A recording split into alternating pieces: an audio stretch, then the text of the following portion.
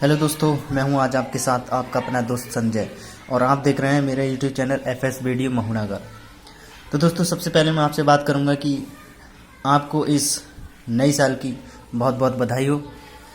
और जो नई साल आई है दोस्तों, इस नई साल के उपलक्ष्य में आप अपने सुंदर विचार रखें और अच्छे से पढ़ाई भी करें। और दोस्तों, नो टेंशन, यानी कि कोई भी झगड़ा या किसी भी बात का कुछ भी नहीं होना चाहिए, क्योंकि नई साल बाद दिन नए विचार और नई काम के साथ हमें शुरुआत करनी चाहिए।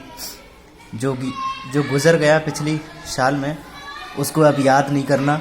अब हमें अच्छे काम और अच्छे विचार अपने अंदर रखने हैं। तो दोस्तों, हम आपसे बात करने वाले हैं अब जीके के कुछ, यानी कि 17 क्वेश्चंस रखे हैं हमने आपके सामने, वो हम आपको पढ़ाने वाले हैं। तो चलिए देख लेते हैं। फर्स्ट, एंजाइम किसे कहते हैं? तो एंजाइम जैव उत्प्रेरक को कहते हैं। यानी कि एंजाइम किसे कहते हैं? तो जैव उत्प्रेरक को एंजाइम कहा जाता है। क्लोरोप्लास्ट किसे कहते हैं? क्लोरोप्लास्ट किसे कहते हैं? हरे बिंदु कोशिकाग। नंबर 3 आता है वैक्सीन अर्थात टीका शब्द किस भाषा से आया? तो किस भाषा से आया? वो आया फ्रेंच भाषा से टीका जो शब्द है वो आया है, या वैक्सीन आया है। ये है वैक्सीन। उसके बाद नेक्स्ट आता है 4, पेप्टिक व्रण का क्या कारण है? पेप्टिक व्रण का क्या कार्य है? तो पेप्टिक व्रण का जो कार्य है वो है हेलिकोबैक्टर पायलोरी बैक्टीरिया। क्या है? Helicobacter pylori bacteria. नेक्स्ट आता है मार्शल तथा बारेन को शरीर क्रिया विज्ञान तथा औषधि विज्ञान के लिए किस वर्ष नोबेल पुरस्कार दिया गया? तो वो किस वर्ष था? 2005। दोस्तों, 2005 में नोबेल पुरस्कार दिया था मार्शल तथा वारेन को। नेक्स्ट 6 आता है कि लोगों के स्वास्थ्य पर लंबे समय तक विपरीत प्रभाव क्या डालते हैं? तो वो है दीर्घकालिक रोग। दीर्घकालिक रोग जो हैं वो लोगों के स्वास्थ्य पर लंबे समय तक विपरीत प्रभाव डालते हैं। नेक्स्ट आता है कि क्वेश्चन नंबर 7 है, यानी कि 7, दीर्घकालिक रोग का उदाहरण है।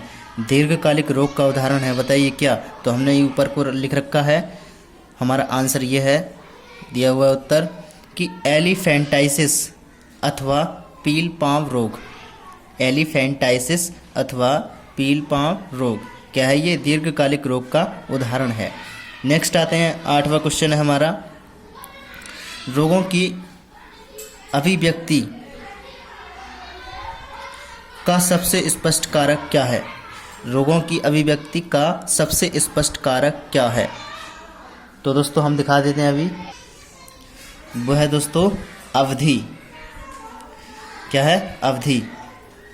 उसके बाद 9वां क्वेश्चन यानी कि 9 क्वेश्चन आता है, पौधों में संकरण कितने प्रकार से हो सकता है? पौधों में संकरण कितने प्रकार से हो सकता है? तो ये दिया हुआ है ऑप्शन नंबर ए में, अंतराविषया विभिन्न जनेरा में।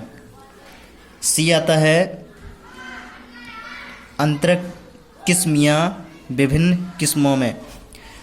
ऑप्शन नंबर बी आता है अंतरापसीज एक ही जीनस की 2 विभिन्न स्पीसीजों में जनेरा में।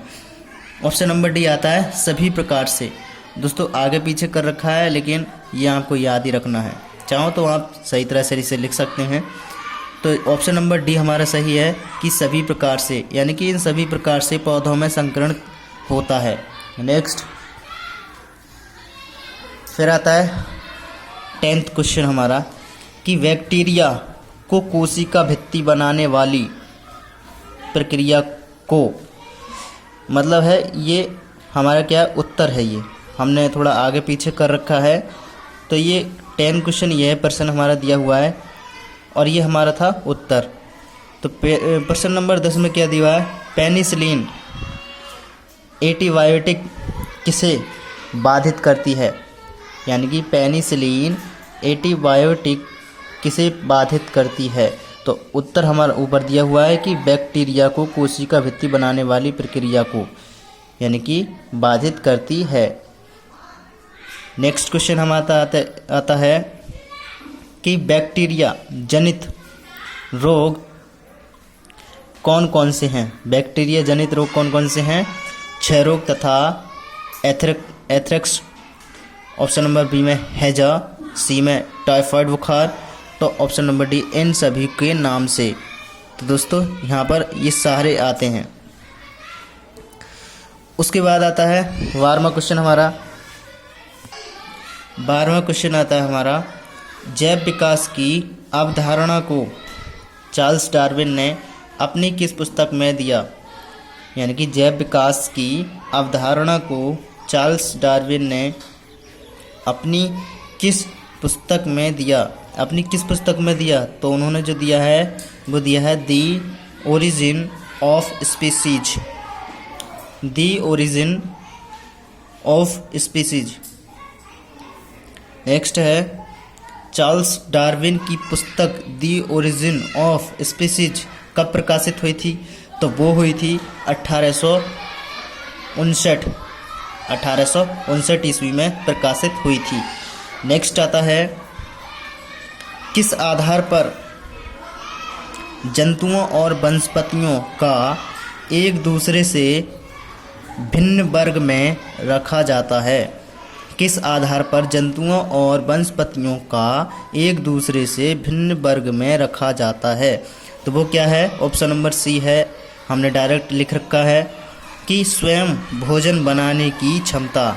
क्या है दोस्तों, स्वयं भोजन बनाने की क्षमता। ये अगर आपको ऑप्शन सारे दिए होंगे, यही क्वेश्चन दिया होगा, थोड़ा घुमा कर भी दे सकते हैं, तो आपको यही आंसर टिक करना है। नेक्स्ट आता है 15वां क्वेश्चन है हमारा, जीवों के वर्गीकरण के लिए सर्वाधिक मूलभूत लक्षण क्या हो सकता है। जीवों के वर्गीकरण के लिए सर्वाधिक मूलभूत लक्षण क्या हो सकता है, तो वो क्या होगा, ऑप्शन नंबर डी में दिया हुआ था, हमने डायरेक्ट लिख लिया है, उनकी कोशिका संरचना। क्या है, उनकी कोशिका संरचना। नेक्स्ट आता है 16वां, कौन सा ऊतक पौधे को कठोर एवं मजबूत बनाता है। कौन सा ऊतक पौधे को कठोर एवं मजबूत बनाता है, तो कौन सा बनाता है, स्क्लेरेकाइमा। नेक्स्ट आता 17वां क्वेश्चन कि पादप कोशिका भित्ति मुख्यतः किसकी बनी होती है। किसकी बनी होती है, सेल्यूलोज। पादप कोशिका भित्ति मुख्यतः किसकी बनी होती है, तो सेल्यूलोज की बनी होती है। दोस्तों ये थे हमारे जीके की 17 क्वेश्चंस जो हमने आपको बता दिए हैं। और दोस्तों मैं आपसे यही चाहूँगा कि आपको थोड़ी मिस्टेक नज़र आ रही हो तो बेशक आप मुझे कमेंट्स बॉक्स में लिख सकते हैं, हम आपके उत्तर का मतलब प्रश्न का उत्तर देंगे। और दोस्तों आपको कोई भी ऐसा सवाल आता है तो हमें कमेंट्स बॉक्स में लिखकर भेज सकते हैं, क्योंकि मैं भी एक स्टूडेंट हूँ जो आपको पढ़ा रहा हूँ।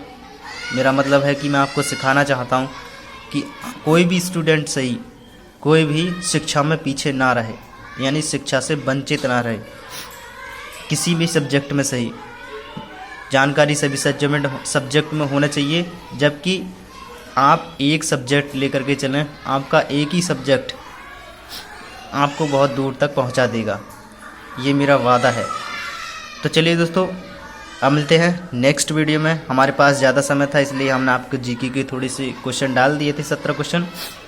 वैसे तो आपको इसमें इंग्लिश ही पढ़ाई जाती है जिसमें एक्टिव पैसिव चल रहे हैं। तो दोस्तों बात करेंगे अगली वीडियो में एक्टिव पैसिव के बारे में। धन्यवाद दोस्तों, थैंक यू।